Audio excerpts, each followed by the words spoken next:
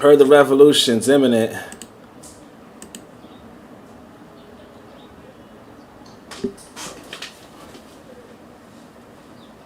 Alright, guys. You, Makiro, don't bother me. You?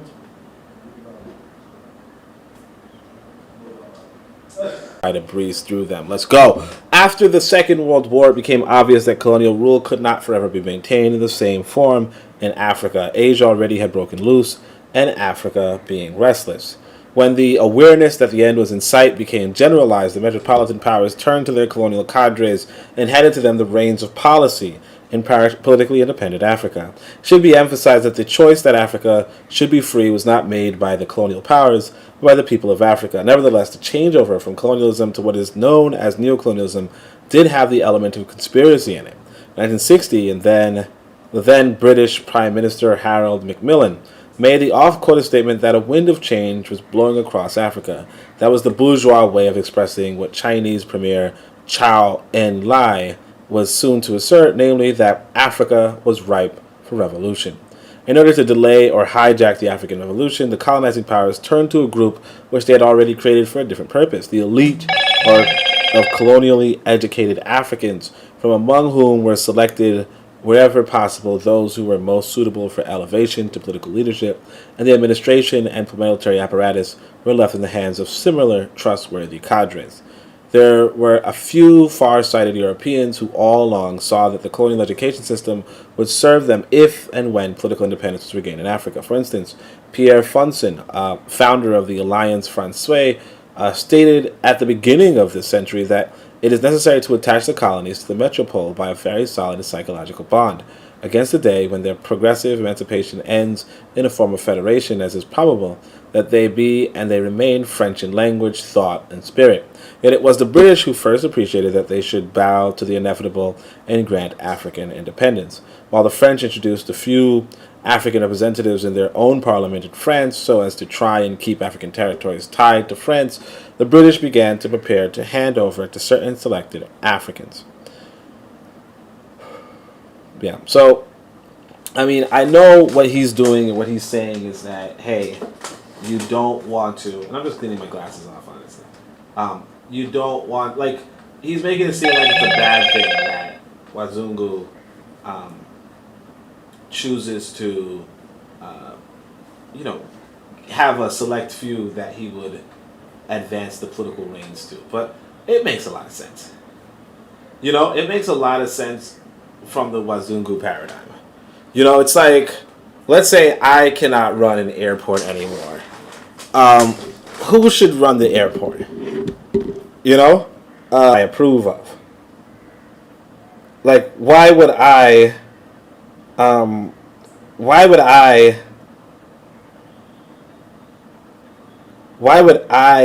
not want a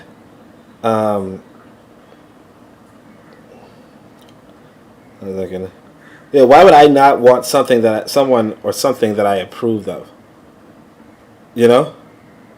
That's the big question. So anyway, in the metropolitan capitalist countries, there were and still are elite schools which provided the bulk of the political and other leadership. The English public schools of Eton, Harrow, Rugby, and Winchester are well known as training grounds of the British ruling elite, and by many authorities they are considered more important than the universities to which the students of such secondary schools invariably go.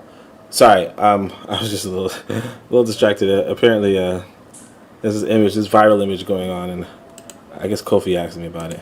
But anyway, this lady posed. All right, never mind. All right, so in the metropolitan capitalist countries, there were and still are elite schools which provide the bulk of the political and other leadership. Now, again, I want people to understand that this is what we mean when we talk about Boko Waset Nakedo. Every people have elite schools that provide the bulk of their political leadership. Their political and otherwise leadership. Every people have traditional Africa too. Every people have this. But because you don't, right? Because you don't, you think there's something wrong with people who do. When really, If everybody else has it and everybody else is power, right? There's something wrong with you. And I could keep telling you until the cows come home, but you know, like the cow, like it doesn't matter. You know, you're not gonna milk the cows. You see what I'm saying? Like you're just not. The English public schools of Eton, Harrow, Rugby, and Winchester are well known as training grounds of the British ruling elite. And by many authorities, they are considered more important than the universities to which the students of such secondary schools invariably go. In France, at the secondary level, it was and still is used to find that students emerging from places like Lycée Luce de Grand and the École Normale Supérieure Rue d'Alum are the future cabinet ministers and top executives of the country. We're going to highlight this because, see, like these are the kind of information that is actually useful. You know, this is the kind of information that's actually useful. Are the future so on and so forth. In the USA, in spite of the myth that everyone can reach the top, a high proportion of the ruling class went to executive schools like the private boys' school of Groton, St. Paul's, St. Mark's, and Phillips Exeter. You know, and I think I've heard of these when I was younger. I don't remember them, but I heard of them. Under, because why would I, right? Why would I remember that? Under African conditions, anyone who went to school in the colonial period virtually entered the elite, because the numbers enjoying that privilege, even at the primary level, were so small.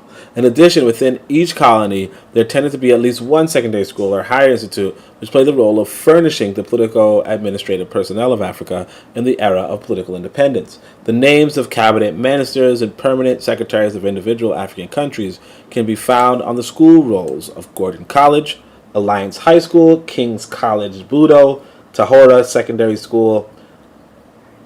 So look at that, Tanzania. Let's focus on that. Livingstonia, William Ponty, Sierra Leone Grammar School, Mfansipim, Ghana, the Lycée Galani, and few others. Besides, there was Maracare, Forabe, and Akiamota as long-standing universities or near university institutions. Now, again, every other people do this. They know how to choose their elite. We don't. We don't. They set up institutions to create an elite, to create a leadership, to create their leaders. We don't. We complain. We say, oh, only a few people can do it. Yeah. That's the point. You take the best. Or you take the ones that you can use. You take the handful that are useful to you. You don't waste resources. You don't give everybody this opportunity, because why should everybody have the opportunity? But it is what it is. Let's keep going. I don't know if you guys are hearing me. I don't even know. It says I have 0, so I guess nobody wants to see the finale, which is interesting. But it's all right. Let's go. I mean, like, I don't like this book either myself, so it's whatever. In retrospect, it is now very clear that one of the most significant aspects of the colonial educational system was that provided by the armed forces and police. Colonial armies such as the King's African Rifles, the French Free Army, and the Congolese Force Publique produced sergeants who later became the majors and generals of independent Africa. And in several instances, the heads of states, policemen, also achieved similar rapid promotion, although their political position has been rather weaker than the military proper. Like their civilian counterparts, the future police and military elite were at one time trained to be simply low-level assistants to the colonial overlords. But once independence was in sight, they were judged by the colonizers to have the requisite qualities of colonial cadres, fit to be part of the ruling class of neo-colonial Africa. In a few instances, the colonial powers towards the latter part of the colonial period rushed to train a few Africans at the metropolitan higher institutions of scientific violence, notably Sandhurst Military Academy and Hendon Police School in Britain and St. Cyr Military Academy in France. Those few who were selected for such training became the cream of the military elite, corresponding to those African civilians who went to university either in Africa or abroad. Now again, things from a objective standpoint, you're going to say, oh man, look how they did this. This is so bad. But if you look at it from an objective standpoint, you say, yeah, well, if you had the authority, what would you do? You know? Most of what emerged from the colonial educational system was not unique. Educational systems are designed to function as props to a given society, and the educated in the young age groups automatically carry over their values when their turn comes to make decisions in the society.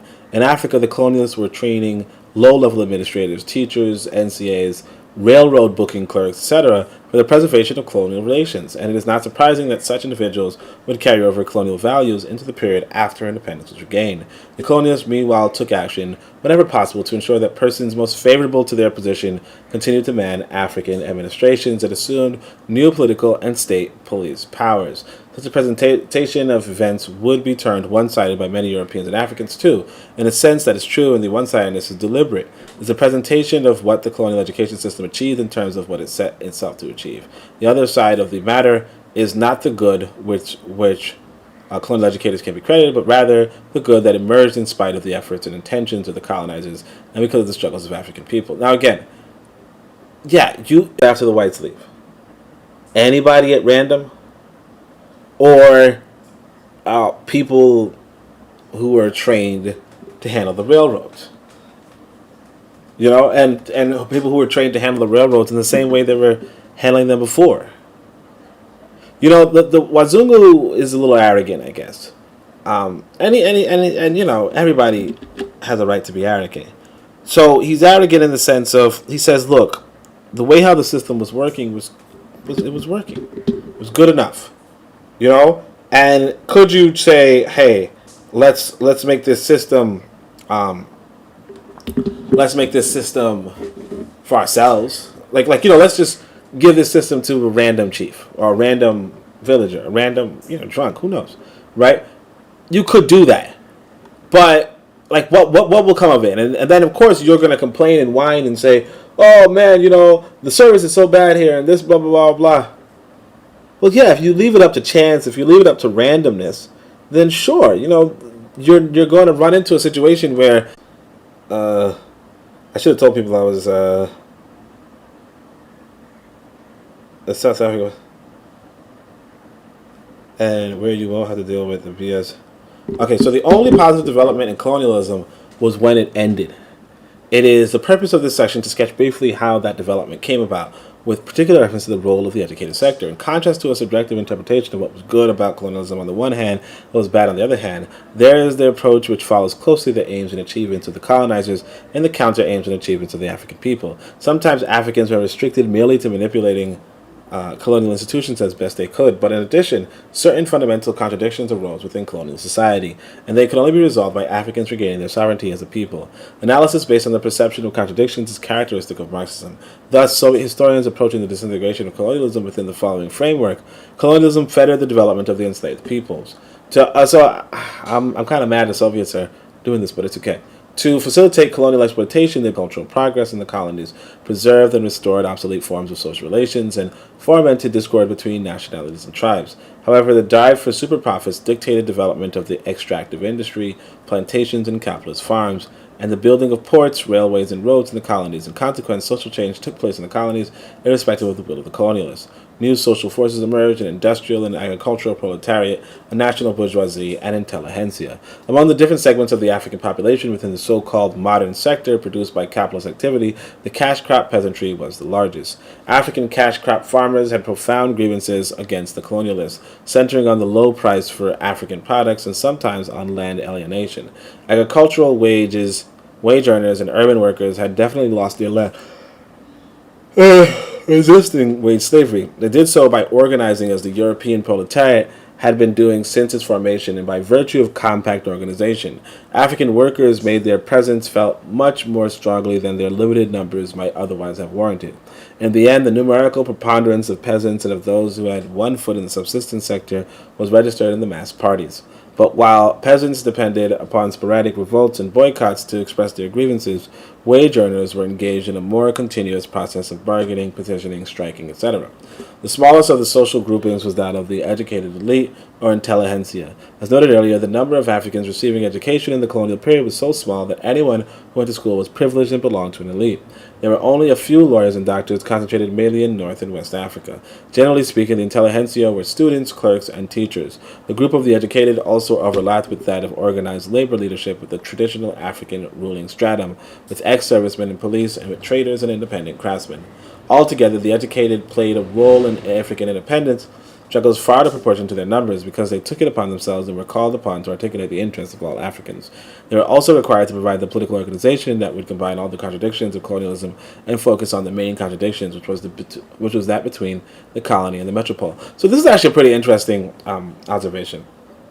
Mostly because, the question becomes, why was Nkrumah, quote unquote, educated or informed in America? Why did he have contact with John Henry Clark and Malcolm X and so forth, right? And it really dawns on you that the controls in place in Africa were probably much more stringent than the controls in place in America, particularly in Harlem. So in Black Harlem, you had a multitude of black books or bookstores and so on and so forth that freely published materials, but the colonizers of England and France were very, very stringent upon what could be published within Africa per se. But also, so it really dawns on you what could get in the hands of people without them traveling, It's even think of it this way, for instance. Even now, here I'm in Tanzania, there's not, I don't know per se, but there's probably not too many great pieces of literature that are translated into Swahili or translated into Yoruba or translated into Igbo. And that number of great pieces of literature translated into those indigenous languages is probably much smaller if you're talking about 1960s. You know what I mean? Might have been translated in the last 20 years. That's just something to think about. Anyway, let's keep going. So he says the contradiction between the educated and the colonialists was not that most profound. Ultimately, it was possible for the colonizers to withdraw and to satisfy the aspirations of most of the African intelligentsia without in any way relieving the peasant and worker majority, who were the most exploited and the most oppressed. However, while the differences lasted between the colonizers and African education, they were decisive. It has already been argued at some length that colonial education reached a limited number of Africans, that it was restricted to elementary levels, and that its pedagogical and ideological content was such as to serve the interests of Europe rather than Africa. Even so, the numbers enrolled would have been much smaller were it not for efforts on the part of Africans themselves. The secondary school opportunities would have been narrower, and the ideological content would have been more negative, if the activity of the African masses were not in constant contradiction to the aims of European colonizers. Enslavement never quite fulfilled its purpose, and instead different levels of contradiction arose, leading to independence, and in some cases heralding a new socialist epoch by the end of the colonialism. If there's anything glorious about the history of African colonial education, it lies not in the crumbs which were dropped by European exploiters, but in the tremendous vigor displayed by Africans in mastering the principles of the system that had mastered them. In most colonies, there was an initial period of indifference toward school education, but once it was understood that schooling represented one of the few avenues of advance within colonial society, it became a question of Africans clamoring and pushing the colonialists much further than they intended to go. To advance, yeah. When Africans took great pains to enter the cash crop economy that generally suited European capitalist ends, but African initiatives in the sphere of education were producing results intended for the purpose of colonial exploitation. Education in French colonial Africa had been referred to several times from the viewpoint of French policy. French administrators also commented on African efforts to go beyond the limited number of cadres that the French had in mind and whom the French were prepared to subsidize out of African taxes. In 1930, the Governor General of French West Africa reported that each new school that is opened is immediately filled to overflowing. Everywhere natives in their multitude are clamoring to be educated. Here a chief wants a school of his own, so he builds it. Or again, some village or other may offer to bear the cost of fitting out a school. At certain places on the Ivory Coast, the villagers pay the teachers out of their own pocket. Our pupils often come from distances of 20 to 50 kilometers. So again, now this is something that we're supposed to be doing. And so this white boy might kind of jump ahead of it, which he should if he's trying to control you, right? But I say this to say, yeah, you're supposed to be building your own schools, and that's the difference. African enthusiasm in seeking more and more higher education was not confined to any part of the continent, although in some parts it was manifested at an earlier date and more intensely. For instance, the Gold Coast in Sierra Leone had a tradition of European education going back to the 17th century. Therefore, it was not at all surprising that in 1824 the Times Educational Supplement commented that there was a universal demand for better and more education on the Gold Coast. It was the Gold Coast which produced J.E.K. Agri, that distinguished African educator and nationalist, and he fired the imagination of Africans well beyond the Gold Coast, insofar as formal education was concerned. Now, I think this is the guy who told, I'm not 100% sure, but I think this is the guy who told Nkrumah to go to America and study Garvey and them. But I'm not. A capitalist policy of enhancing the labor powers of workers, but it was also the consequence of efforts made by Africans inside the cash economy. They made demands on the colonial administration, and they also went through a great deal of sacrifice and self-denial to get more school places. Thus, one finds that Igbos who were earning income from palm oil deployed a significant proportion of their small earnings into building schools, usually in association with the church. Incidentally, it should be noted here that what were called school or mission schools were often entirely financed by Africans. They paid church dues, they made donations for the church harvest, they sometimes contributed to special education funds, and they often paid school fees. That pattern was widespread in Igbo land and was not uncommon in other parts of colonial Africa. The existence of schools should be traced through the church back to palm oil and the people's labor. Indeed, it must not be forgotten that missionaries, administrators, white settlers, the whole lot, were living off the African labor and resources. In the cash crop areas of British Africa, it also became the practice to try and use the agricultural produce boards and similar institutions to finance education. After all, the agricultural boards were supposed to have been established in the interests of peasant producers. They concentrated on exporting surplus in the form of dollar reserves for Britain, but towards the end of the colonial rule in the self-government epoch, it was too much of a scandal to avoid giving Africans some small part of the benefits of their labor, so the produce boards were prevailed upon to make some funds available for education.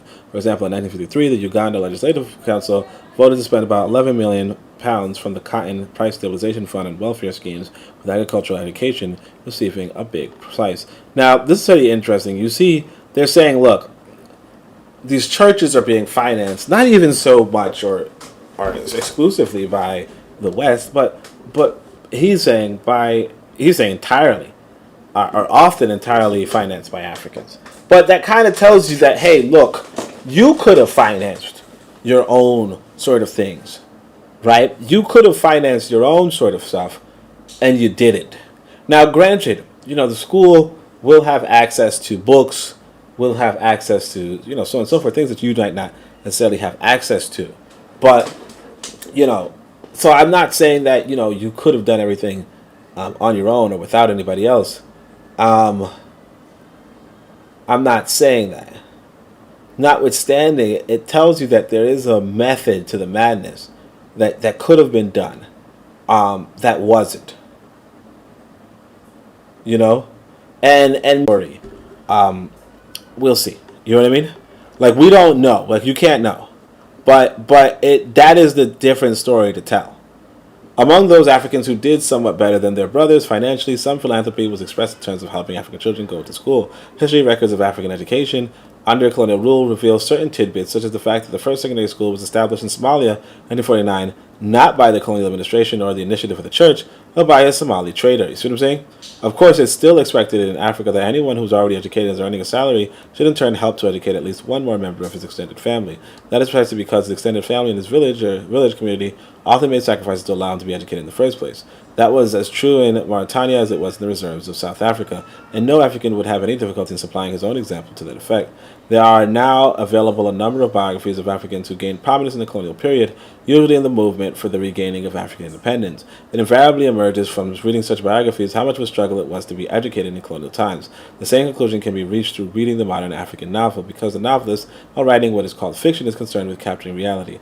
Apologists for colonialism talk as though education was a big meal handed down to Africans on a platter. It was not. Educational crumbs dropped were so small that individuals scrambled for them. They saved incredibly from smaller earnings and sent their children to school, and African children walked miles to and from school and thought nothing of it. But apart from physical and financial sacrifices, Africans in some colonies had to wage a political battle to have the principle of African education accepted. The colonies in question were those with white settler populations. In Kenya, white settlers made it clear that as far as they were concerned, an uneducated African was better than an educated one. and the ones with the rudiments of education was at least preferable to one with more than a few years of schooling. The Beecher Report on Education in Kenya, produced in 1949, heavily influenced by white settlers, and it stated frankly, illiterates with the right attitude to manual employment are preferable to the products of the schools who are not readily disposed to enter manual employment. Now, I think this is a pretty interesting thing. I want to just talk about this.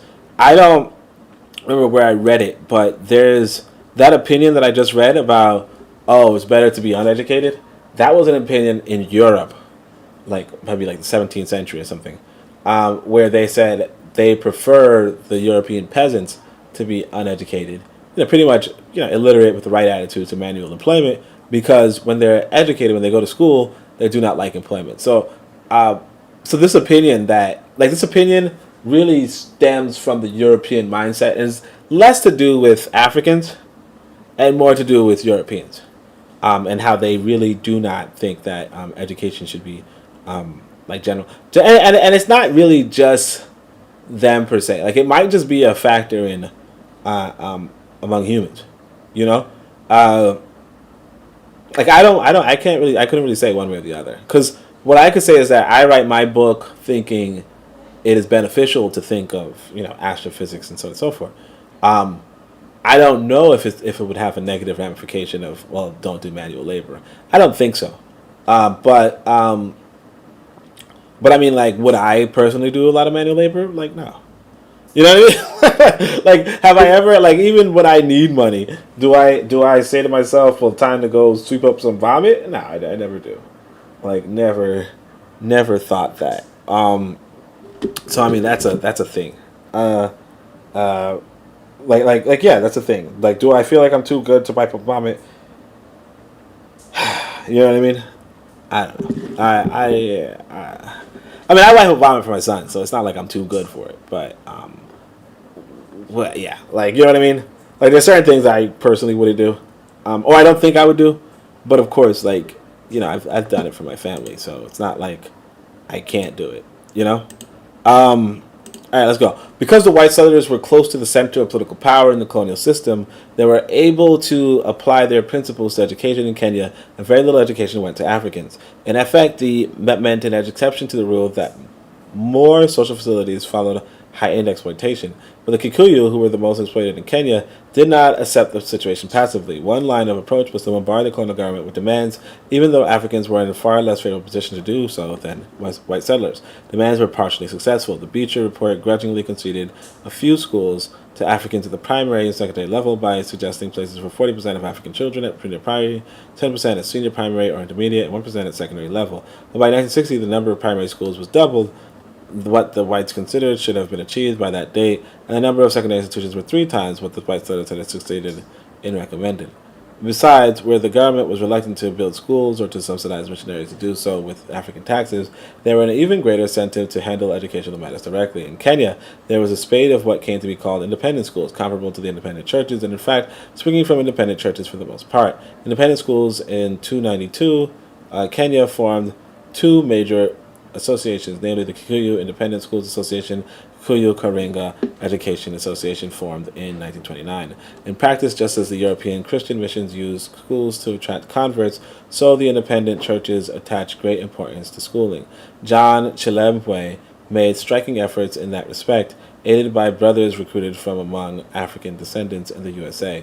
The Muslim religion was also a stimulator of educational advance during the colonial period. In North Africa, Muslims often found it necessary to channel their efforts into schools other than theirs built by the colonialists. The Society of Reformist Ulema in Algeria started a large primary school program in 1936. By 1955, its primary schools catered for 45,000 Algerian children, and from 1947, the society also ran a large secondary school. Similarly, in Tunisia, Popular Initiative financed modern Quranic primary schools, providing places for 35,000 children, equivalent to 1 out of 4 going to primary school. In Morocco, the Muslim schools that were established by popular effort possessed the unusual feature of aiming at women's emancipation and having a high percentage of girls far higher than government schools. The French colonial administration deliberately kept mention of such schools out of their official reports, and they tried to keep their existence hidden from visitors. Another striking example of African self-help with regard to education was the project sponsored by the Graduates General of the Congress in Sudan. Founded by students, merchants, and civil servants in 1937, the graduates' colleges embarked on a program of school building. Within 4 years, 100 schools were opened with the help of voluntary contributions. A smaller but equally exciting experiment was that of the Bugabo United Schoolboys Association, founded by two schoolboys in Wanza, Tanganyika in 1947. It was aimed at adult education and in a short time attracted over 1,000 people of all ages. The organizers set up a camp where they housed and fed those who turned up while imparting to them the rudiments of literacy. Now that right there, okay, the main one is obviously a house. You want a good big house, right?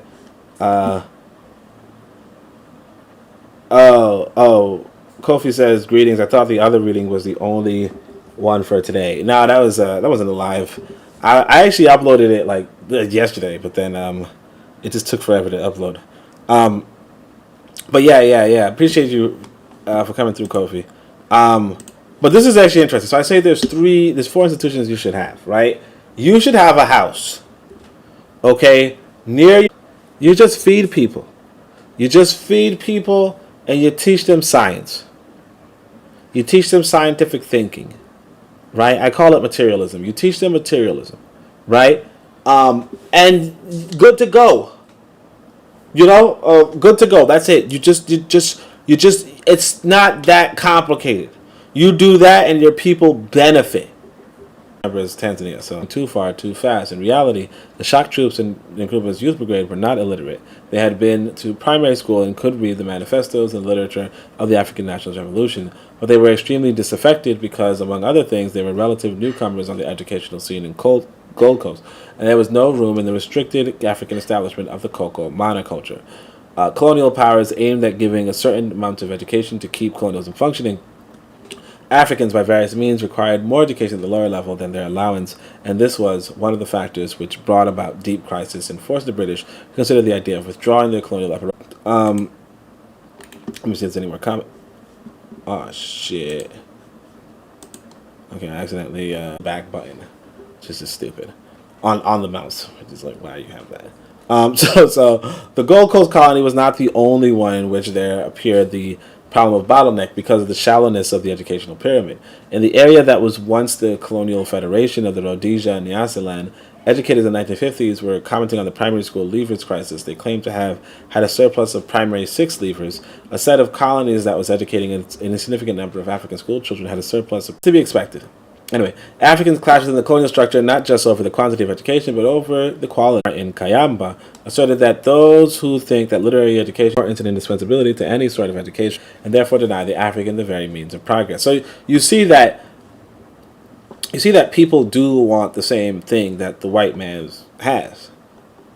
Statements such as the above have to be seen in their correct context to understand the African response was perfectly justified. The colonial set value system assigned a low value to manual activity and a high value to white collar. Convince any sane African that education which would send him to dig the soil to get 100 at the end of the year was more appropriate than education which qualified him to work in the civil service for 100 a month.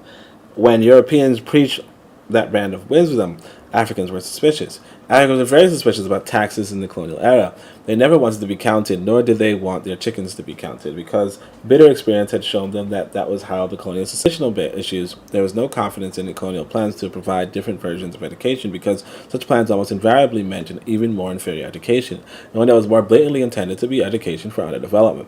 The most extreme example of a colonial education system designed to train Africans to fill their natural role of manual labor was that in South Africa, after the introduction of the Bantu Education Act in 1953. However, the earlier attempts by the British and French to set up what they call the farm schools or initiation schools were along the same lines as has been ruthlessly pursued by the racists in South Africa. The non-literary education had the superficial appearance of being more relevant to Africa, but it was really inferior education for people who were supposedly inferior in order to make them accept their own exploitation and oppression. As Abdul Mamuni put it, Colonial education was cut-rate education. It offered by European standards low-quality substitutes to suit what was described as the limited intellectual capacity of Africans. In French colonial Africa, the diplomas were seldom equal to those in the metropole at comparable levels, and in British East Africa, one official asked educators to bear in mind the gap between themselves and the grubby savages whom Britain was attempting to civilize. It is in this context that agricultural education in particular revealed itself as an exercise in deception. Now again, that's why it's like, it doesn't really make, like, this guy is, for what it's worth, he's not going to be satisfied with anything. No matter what, there's something wrong. If you give a program, and this is what we see in America too. Like there were some educators in like some school in America who was like, we're going to put all the black students in one place, and then we're going to tell them, to get their act together. And it's like, that's a problem. And I mean, I get it, but it's also like, well, what are white people supposed to do? If they treat you like you're one of them, that's a problem. If they treat you like you're not one of them, that's a problem. It seems like you expect them to treat you like you're not one of them, but also better than they would treat their own people. But that doesn't make any sense. That doesn't make any sense. Why would they treat you better than they treat themselves? Like, who does that? It's like, for instance, I have a son, and my neighbor has a son, right? I'm going to treat my son better than I treat my neighbor's son. 9 times out of 10. Now, I'll be nice to my neighbor's son, absolutely. But like 9 times out of 10, I'm going to treat my son better than my neighbor's son. Yeah, better than my neighbor's son. That's just what it is. There's nothing else to say about that. William Pemberton Brown says, what is this? We are reading How Europe Underdeveloped Africa.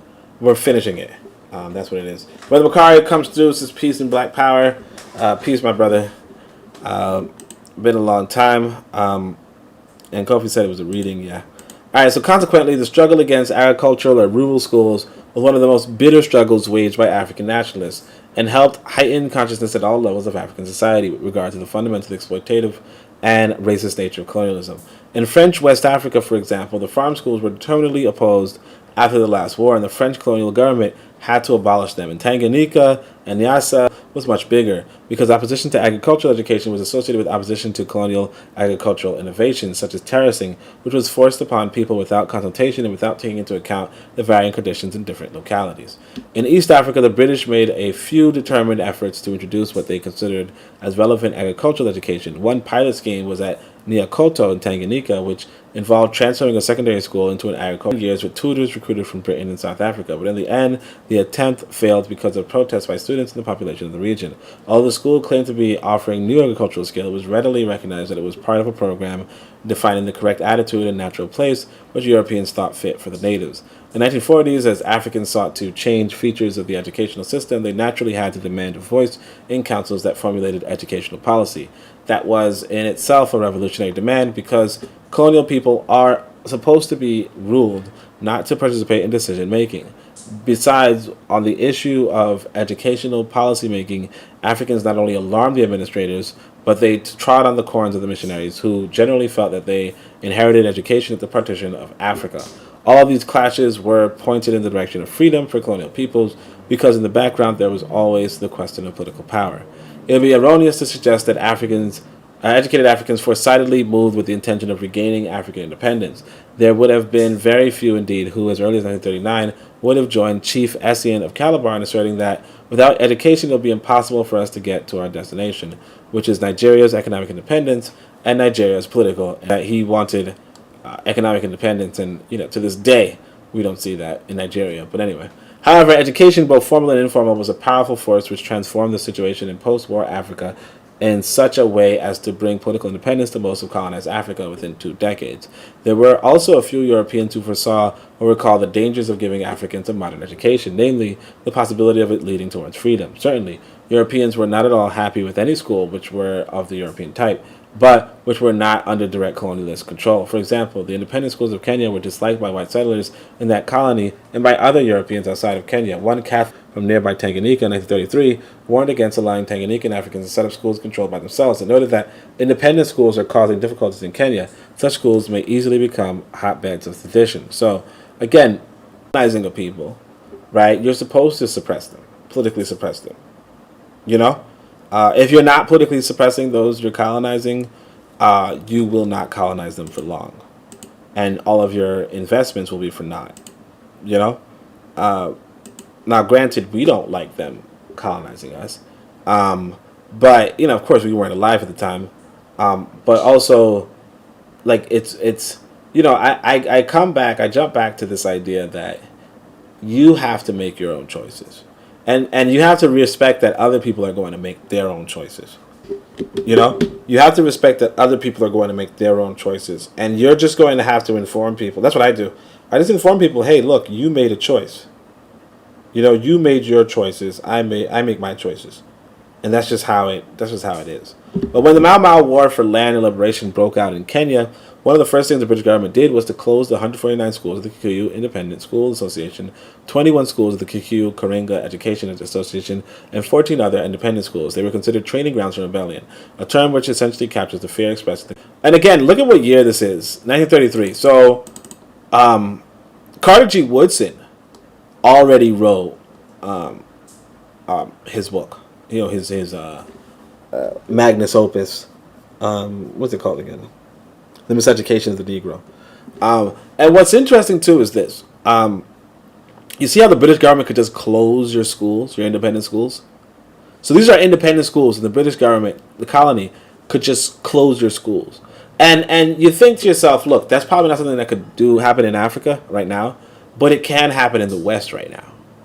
You can have a school in, say, England or America or wherever, and they can just close their country, just like it was their colony in this situation. But similarly in North Africa, the French colonial power and the white colons or settlers did not take kindly to the self-help schools of the colonized Algerian and Tunisian. The purpose of the schools set up by the Society of Reformist Ulema in Algeria was that they should be modern and scientific, but at the same time present learning in the context of Arab and Algerian culture. Pupils at the Ulema school began their lessons by singing together, Arabic is my language, Algeria is my country, Islam is my religion. It's no wonder, therefore, that the colonialists victimized pupils and parents and took repressive measures on the ground that those schools were also hotbeds of sedition. The missionaries asked for control of schools because that was one of the drawing cards for the church itself, and because they considered themselves as experts on the side of cultural imperialism, which they called civilizing. However, there were other Europeans, both within and without the colonies, be they Christian, independent, government, or Islamic. Starting from a racist position, they asserted that offering education to Africans was like throwing pearls before Africans. Educated Africans made colonialists extremely uneasy because they did not conform to the image that Europeans like to harbor of the unspoiled African savage. Now again, his shoes mended the way his shoes are done. If he wants his chairs created the ways his chairs are, like right now I'm sitting on this chair, it's so effing uncomfortable. I'm actually laying on this bed. Oh my gosh. Like, give me a fucking Tempur-Pedic. You know what I mean? Like, oh, my back hurts. I could barely talk to anybody, honestly. But I'm in Tanzania, just for those you don't know. What else is there? Oh yeah, the cakes. Almost all the cakes are so effing dry. It's almost ridiculous. Luckily, I live with a beautiful woman. So I do ask her to, make some dishes, towards my appetite. But the reason why I can do that, for the most part, is because I can communicate with her. Unfortunately, she actually speaks English too, so that helps a lot. But even if she didn't speak English, I would have to use an app to communicate or something like that. But again, this luxury is not in 1928. So if you were in Uganda, for instance, in this generation, and your shoes, broke down because there's not really too many roads. Like even my shoes right now are looking jacked the fuck up, right? Can be carpenters already. Yeah, but if you don't speak the language, how do you know who they are, and how do you know that they'll come to you? Because if they're what I'm saying is this: I'm in Dar es Salaam, right? The shoemakers, the really professional shoemakers and carpenters, might be in Mwanza. Mwanza's a 6-hour bus ride away. Bus ride, by the way. Now again, 1928, you're not talking about I mean, you might be talking about a little bit of bus travel, but not to the same extent. So they're a 6-hour bus ride away. How do I get this shoemaker? No, you have somebody in Kampala, and you say, hey, look, I'm going to teach you how to repair a shoe. It's going to take me a few weeks or a few months, but now that you know, you're my shoe repair guy. Now that you know, you're my baker. You use this flour and this amount of sugar. You use that. Yeah, like if you go to a place, you kind of want things to fit your needs.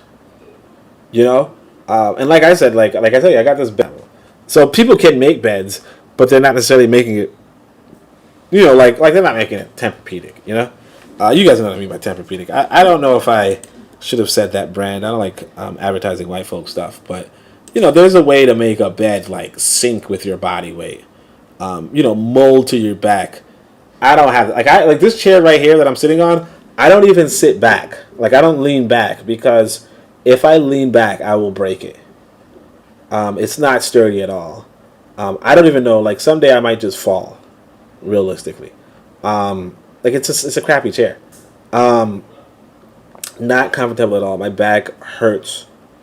If I were visiting this country, like what I'm gonna do is I'm gonna look for. I might look for a freaking foreign chair, honestly, at some point. Maybe possibly. Hopefully like made by Africans, but like it's a serious. They were defending the interests of colonialism firstly. However, much the colonists tried, they could not succeed in shaping the minds of all Africans whom they educated in schools. The exceptions were the ones who were going whole, and those which arose between the colonizers and the particular individuals among the African educated. As already noted, insufficient educational facilities and inadequate jobs were the complaints raised by the local echelons of those who were educated in Africa during the colonial period. Those who went to secondary schools or institutions of higher learning found little access to remunerative and responsible posts because they were destined to fill the lower ranks of the civil and business administration. After working for 20 years, an African in the civil service would have been extremely lucky to have become head clerk, or in the police to have become a sergeant. Meanwhile, to add insult to injury, any European doing the same job as an African got higher pay, and whites who were less qualified and experienced were placed above Africans, who did the jobs their superiors were paid to do. In the colonial civil service, to be a European was enough. It did not matter whether the white person was ignorant and stupid, he'd be assured of drawing a fat salary and enjoying white privileges. The Guinea-Bissau leader, Milcar Cabral, gave an example of that type. I was an agronomist working under a European who everybody knew was one of the biggest idiots in Guinea. I could have taught him with his job with my eyes shut, but he was the boss. This is something which counts a lot. This is the confrontation which really matters. Yeah. Again, you got to remember whose country it is. You got to remember whose country it is. It's like when I come into this area, right? I'm not going to get as good as the getting, right? If it's not my country,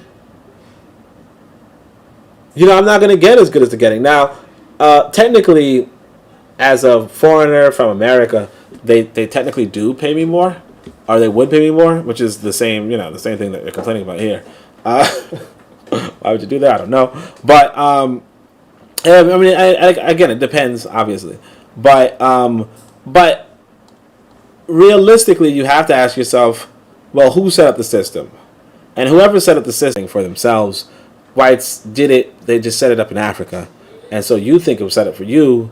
It wasn't, and they're making it clear, but you're still kind of like it's not clear. I gotta tell. Hold on a second.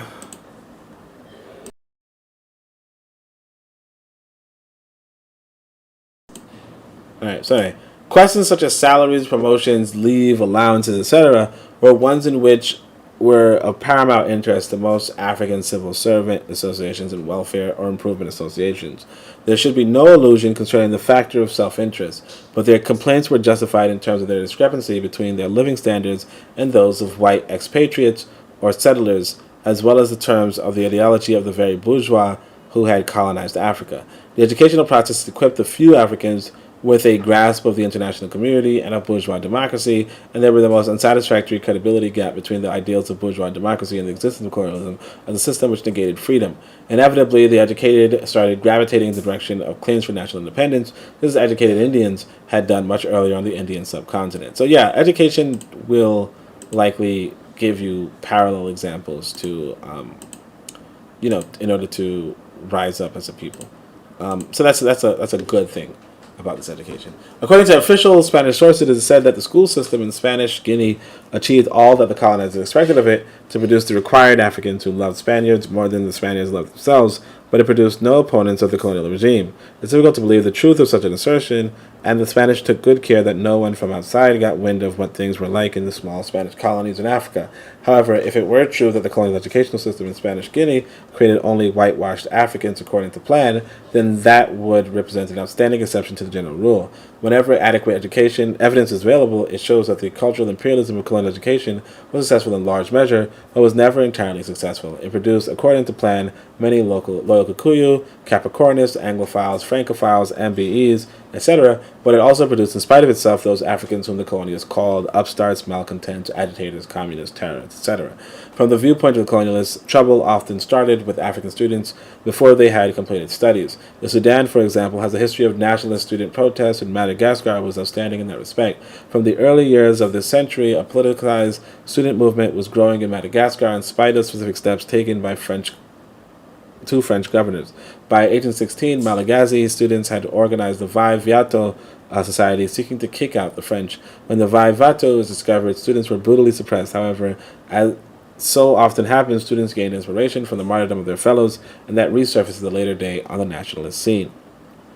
Students who were taken to universities in the metropoles were the most favored and the most pampered of the Africans selected by the white colonial overlords to become Europeanized, and they were among the first to argue vocally and logically that the liberty, equality, and fraternity about which they were taught should apply to Africa. African students in France in the post-war years were placed carefully within the ranks of the then conservative French national student body, where they soon rebelled and formed the Federation of Students of Black Africa, which became affiliated to the Communist International Union of Students. In Britain, African students formed a variety of ethnic and nationalist organizations and participated in the Pan-African movement. After all, most of them were sent there to study British Constitution and constitutional law, and for what it's worth, the word freedom appears in the context rather often. Now again, you want to remember this too. So in America, you can make the same claim. You could say, hey, the schools produce a lot of, Uncle Toms and America Files and all that kind of stuff. But it also can produce revolutionaries and so on and so forth. But when you think about the percentage of quote-unquote revolutionaries in America, and you think about how ridiculous those quote-unquote revolutionaries are, I can tell you guys, in fact, I'll tell you guys this. So I'm on Twitter, minding my damn business. And I think, yes, actually it was a Amilcar Cabral quote.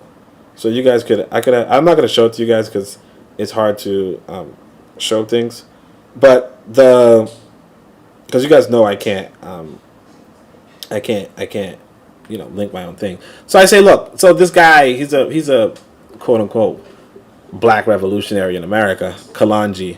He says, between a person carrying a gun and another, no, he's quoting Amilcar Cabral, and he says, the quote is, between a person carrying a gun and another carrying a tool of labor, the more important of the two is the person with the tool. So I'm like, look, it depends on the situation, right? One can defend the land better. Like the guy with the gun can defend the land better. One can keep the leader alive. The leader, a guy with a gun can keep the leader alive. And I'm saying this because Amilcar Cabral is the speaker. So the guy, now, again, he's an American revolutionary. So he went through the public school system or whatever, and, he fell through the cracks, if you will. So, in falling through the cracks, what he says is this: a tool is a tool for more than one purpose in revolution. A machete is one of many multi-purpose tools for liberation. Now it becomes, what are you talking about?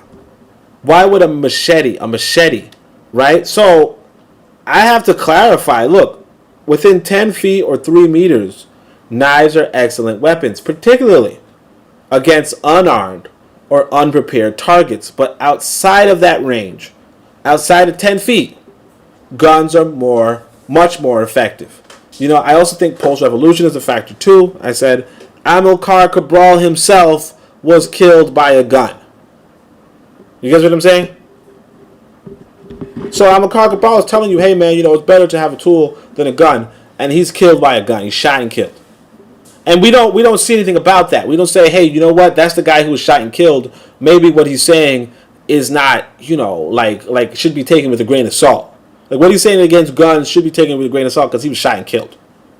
If I say, hey, guys, look, like for instance, if Dr. King said, hey, guys, I don't like guns, and he got shot and killed, you could say, hey, look, maybe we shouldn't say we don't like guns. You know what I mean? Malcolm X says, I don't like guns, he's shot and killed. You could say, okay, maybe what he's saying is not really making that much sense about not wanting guns. Sometimes you have to learn from the mistakes that people make. In fact, I can tell you guys about Malcolm X. What I heard, because I told you guys I used to have an African American elder, and she was like, one of the reasons why, like one of the things that they were telling people. All right, for instance, she was like this: the Nation of Islam. You go into a Nation of Islam meeting, they pat you down. They pat you down before you can get in, right? They said that day that Malcolm X was killed, he was like, "Oh, we're not skip the pat down. Don't do the pat down. Don't do the pat down." So the lesson that she was telling me was, do the fucking pat down. Do the pat down. Don't let people walk in with guns. Now, Malcolm X thought he was going to die that day, they say. They said that he even, went for a walk. He went for a walk hoping that they would kill him on his walk as opposed to in front of his family. They still did the get your hands out my pocket routine.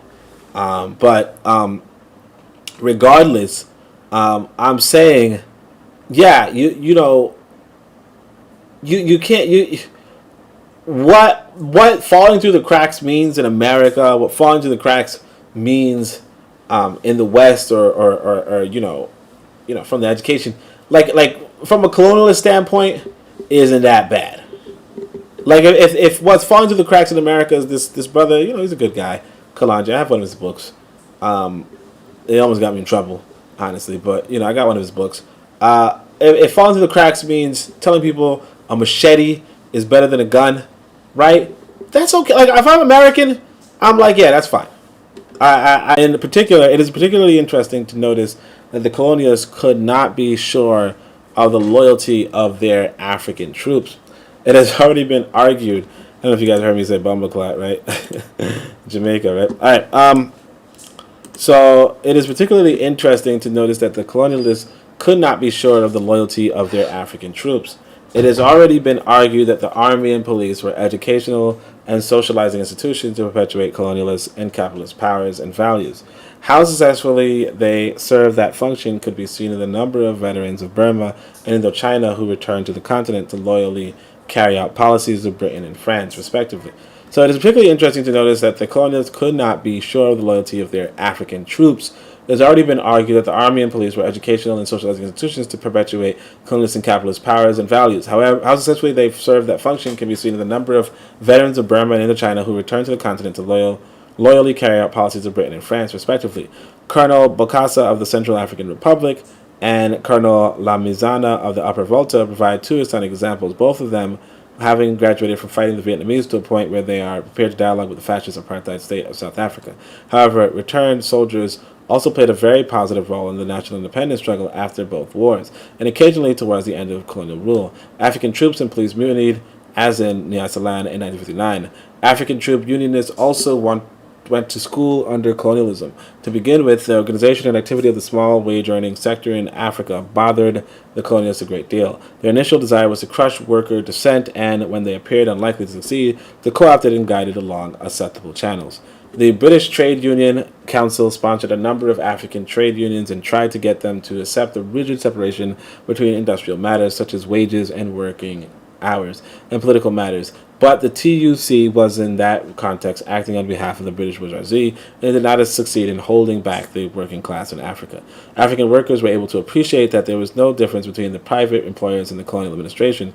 Indeed, the colonial administration was itself one of the biggest employers against whom workers had many charges. Consequently, in the 1940s and 1950s, it was common to have strikes that were specifically connected with the struggles for independence, notably in Gold Coast, Nigeria, and Sudan. The contradiction between the French workers and African workers in the French colonies emerged in a very acute form. The French trade union movement, and notably the Communist Union, the CGT, insisted that Africans should not have separate unions but should be members of French labor unions, just like any other French workers. That arrangement gave support to the judicial political fiction that places like Dahomey and Comoros Islands were not colonies but merely overseas sections of France. Sekou Touré of Guinea was one of the first to break from the patronage of French trade unions and to establish an independent African trade unit. So doing, Sekou Touré made it clear that the principal contradiction of the colonial situation was that between colonized people on the one hand and the colonizing nation on the other. So long as African workers remained colonized, they had to think for themselves seriously as African workers rather than members of an international proletariat. An interpretation which was entirely in accordance with reality led to the trade union movement taking on a highly politicized and nationalist role in the French West Africa. It was an achievement which defeated the chauvinism of white French workers, as well as the class interests of the French bourgeoisie. The attitude of the white metropolitan working class towards their African counterparts was influenced by the prevailing racist values of capitalist society. Indeed, the racist factor heightened the principal contradiction between the colonizer and the colonized. Discriminatory racist methods and measures was found in every colony, with varying degrees of openness or hypocrisy. Sometimes white racism was vicious, and other times it was paternalist, nor did it necessarily reflect Europe's desire to exploit Africans economically. In southern Rhodesia, racist discrimination was very much tied up with the white settlers maintaining their job in the stolen land. But when some semi-literate white inspector insulted an educated Sierra Leone that may be referred to as gratuitous, racism in such a context actually jeopardized economic exploitation, and it was merely the manifestation of prejudices that had grown over the centuries. Damn. Whew. All right. The racial contradiction extended far beyond the shores of Africa because of the historical antecedents of the slave trade. It is not in the least surprising that the Pan-African ideas should have been most forcefully expressed by West Indians like Garvey and Padmore, and North Americans like W. Du Bois and Alpheus Hunton. Those individuals had all been educated within the international capitalist structure of exploitation on the basis of class and race. Having realized that their inferior status in the society of America was conditioned by the fact of being black and the weakness of Africa, the Pan-Africanists were forced to deal with the central problem of Europe's exploitation and oppression of the African continent. Needless to say, the metropolitan powers could never have foreseen that their humiliation of millions of Africans in the New World would ultimately rebound and help Africa to emancipate itself. So, this is probably where you see that claim that a lot of Pan-Africanists are out of America and the Caribbean. But anyway, so the process by which Africa produced 30-odd sovereign states was an extremely complex one, characterized, and now there's 54, right? But anyway, 50-odd, right? Characterized by an interplay of forces and calculations on the part of various groups of Africans, on the part of the colonial powers, and on the part of interest groups inside the metropoles. African independence was affected by international events such as the Second World War, the rise of the Soviet Union, the independence of India and China, the People's Liberation Movement in Indochina, and the Bandung Conference. On the African continent itself, the domino theory operated so that re-emergence of Egypt under Nasser, the early independence of Ghana, Sudan, and Guinea, and the nationalist wars in Kenya, people-centered perspective that in contradiction to the aims of formal and informal colonial education, the difference with the colonizers were too profound to have been resolved merely by flag independence. African independence was greeted with pomp, ceremony, and a resurgence of traditional African music and dance. A new day has dawned. We are on the threshold of a new era. We have now entered into the political kingdom. Those were the phrases of the day, and they were repeated until they became cliches. But all the toing and froing from Cantu to Paris, from London to Lusaka, and all the lowering and raising of flags cannot be said to have been devoid of meaning. Withdrawal of the directly controlled military and judicial apparatus of the colonizers was essential before any new alternative could be posed with regard to political organization, social structure, economic development, etc. And again, this is the thing that we have to remember. A second, right here. Like, this is the thing we have to remember. Like a lot of people are like, "Hey, man, we didn't even get independence." Like, shut up. And it's like you don't want to be under direct, like you don't want to be under the majority control of a settler colony.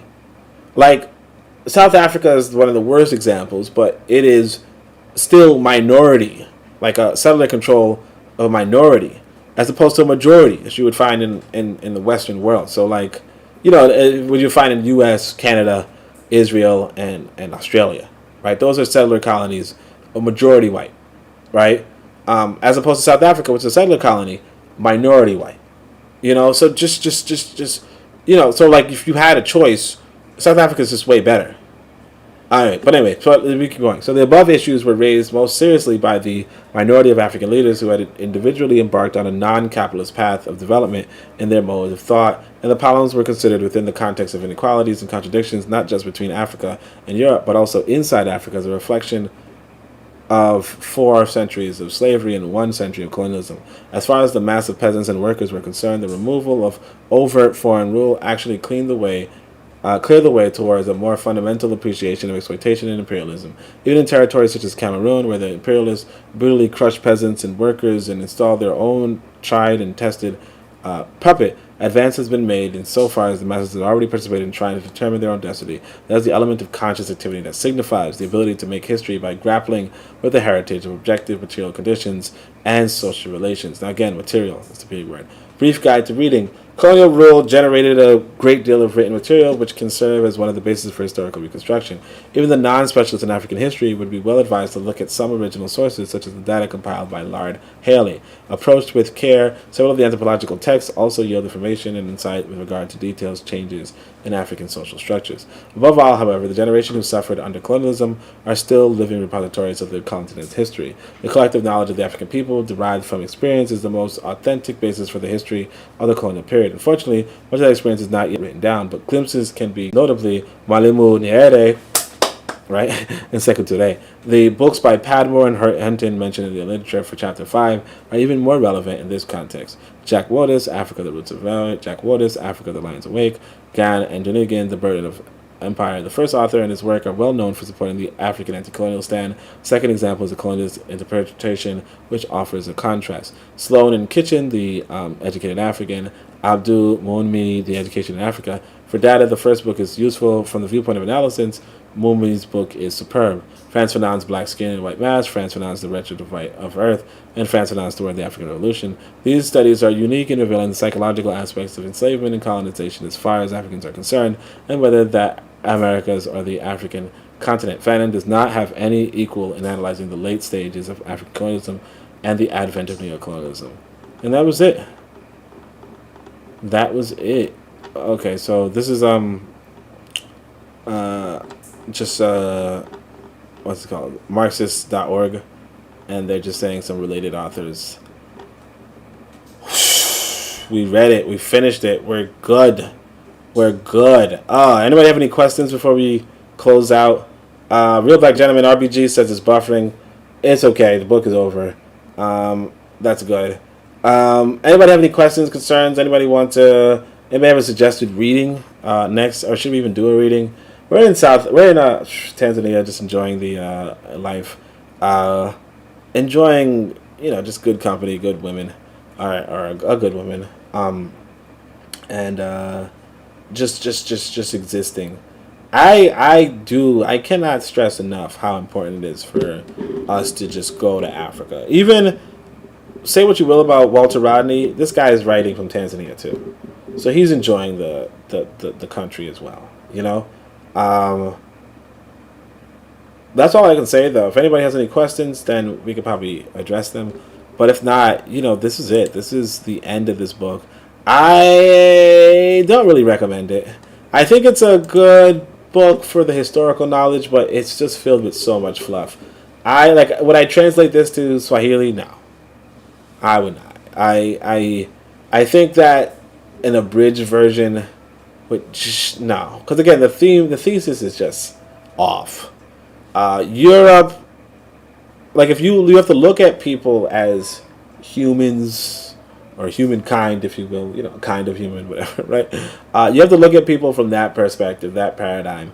And when you do, Bit of Medicine says peace, Bit of Medicine.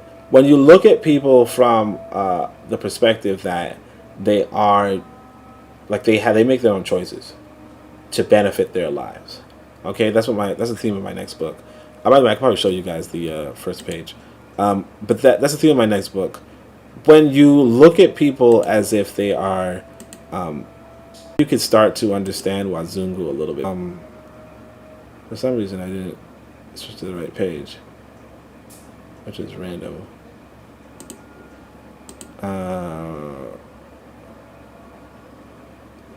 I don't see the page.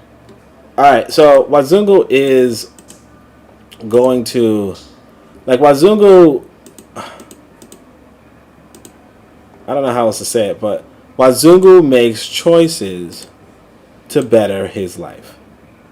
And if he doesn't, make those choices to better his life, he's screwing up somehow, you know? And like asking him to make choices that better your life but don't better his life doesn't really work. Doesn't really make any sense. At the end of the day, this guy is Machiavellian. You know, one guy you should study, one guy I would translate is Machiavelli. When you profit off of you, that's why they didn't give you good schools. Gotcha. Oh, they thought that if they gave you good schools, you would, you would be a, you would try to overthrow them, and then you did overthrow them eventually. Gotcha. You know, but anyway, that's all I could say about this. And if there's a number of comments, Kofi says that he thought his net was bad. Yeah, I don't know what's on the internet, but it is what it is. Oh shoot, I might